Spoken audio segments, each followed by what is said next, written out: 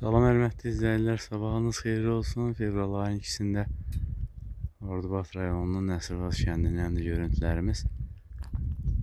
Dağda hava qaşqabaqlıdır, təlatümlüdür, bəlkə də zirvəyə qar yağır. Dünən hava qışa görə çox isti oldu. Xırda çillə gəldi, isti ilə gəldi. Bugün normallaşır hava, biraz sərinləyib. Hardasa -1, -2 dərəcə olar. Nəsirvaz kəndindən aşağıda Tifi kəndində hava isti idi. Torpaq donmamışdı. Yolda da palçıq açılmışdı.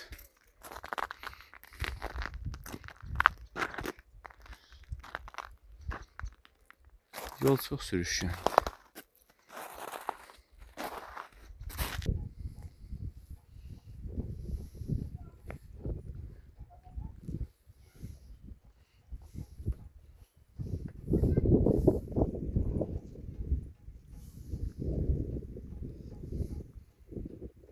Deyirəm, hava tam soyuqdur, ancaq novalçadan su damcıldayır. Sazaq çoxdur burada.